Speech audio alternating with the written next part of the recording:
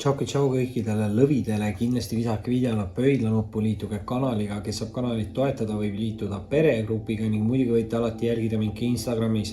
Ning vaatame üle, mis on siin lõvile tulemas lähitulevikus hopsti ja väga kiirelt niimoodi kaardid välja, 2 tagurpidi kaarti, need jätame viimasteks.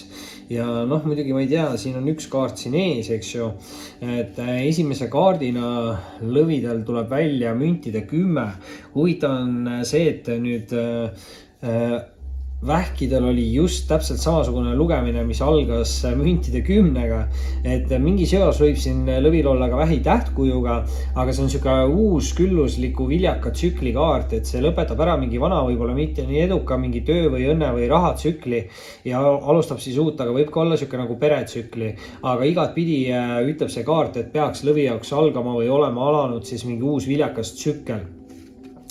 Nüüd muidugi teise kaardina on siin aga lõvi jaoks väljas ka karikate 8 ja karikate 8 on niisugune nagu elu mõtte või unistuse poole liikumise kaart, aga karikate 8 ütleb, et selle jaoks, et inimene saaks liikuda selle elu mõtte või unistuse poole, selle jaoks peab midagi nagu negatiivset jääma siin nagu minevikku. Ma ei tea, mis see teie puhul võib olla, see võib olla mingi negatiivne või toksiline sideme või suhtekaart, see võib olla halb harjumus, sõltuvus, mingi negatiivne mõtteviis või mingite illusioonide või hirmude vangis olemine, eks ju. Et te ise ilmselt teate kõige paremini, et see asi, mis teis seda nagu negatiivset emotsiooni tekitab, et selle peaks laskma nagu vabaks ja peale seda saate te nagu liikuda edasi.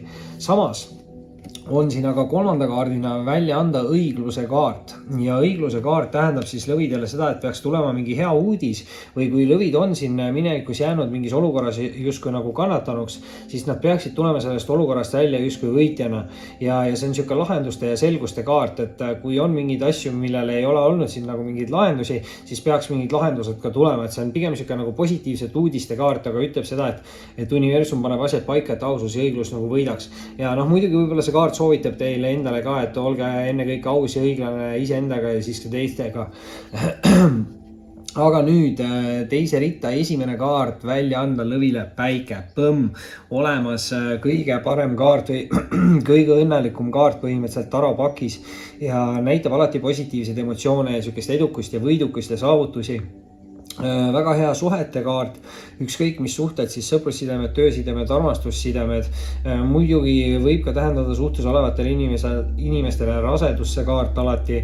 Muidugi ka järgmisi etappe suhetes, aga võimalusi on ja kui me ikka vaatame seda päiksekaarti, siis alati ütleme, et kui päiksekaart tuleb lugemises välja, siis ei ole vaja siin väga palju karta lõvid. Ja no nii, aga selle peale tuleb eelviimase kaardina välja siit lõvile karikate 7 ja ülemisse ritta tuli siis karikate 8, aga kui meil tuleb nagu kõrvuti 2 samast massist kaarti, siis peaks see tähendama selle kaardi aspektis arengut ja karikad on emotsionaalsed ja romantilised kaardid nagu ja samas ka spirituaalsed, et siin võib siis mingi romantiline või spirituaalne või emotsionaalne areng kellelgi toimuda ja muidugi karikate 7 on niisugune õigete valikute kaart. Et ta on niisugune mitmete võimaluste ja valikute kaart, aga samas ta ütleb, et te peate hoolikalt valima. Et kui te teete vale otsuse, siis te kordate mingit mineviku tsüklit. Et te ise ilmselt teate, mis tsükkel see on ja ilmselt sellest peab siin nagu väljuma. Ja tuleb teha siin mingi tark otsus või valik.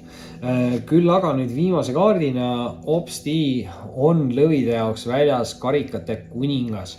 Ja karikate kuningas näitab siis niisugust spirituaalmees energiat.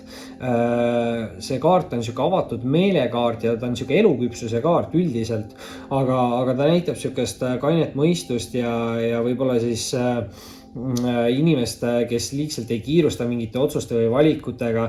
Samas jällegi see spirituaalsus, eks ju, et see meesenergia ka, et tegelikult kuningakaardid ja emandakaardid ka võivad olla mõlema sugupoole kaardid. Et see võib olla lõvid teie enda niisugune energiakaart, mille te saavutate, aga ta kindlasti võib olla siis ka niisugune austaja või partneri või mingi lähedase inimese energia. Võimalusi siin teil on ja näitavad need karikate kõrvuti olevad kaardid ka mingit arengut ainult positiivseid uudiseid õiglusega ja päike ikkagi on väljas, siis midagi halvasti minna ei saa. Nii et hoian lõvidele pöialt, see oli siis selleks korraks teie video, kindlasti visake ikka pöidlanuppu, liituge kanaliga, kes saab toetada, võib liituda peregrupiga ning muidugi võite jälgida Instagramis. Oli meeldiv ning kohtume varsti taas.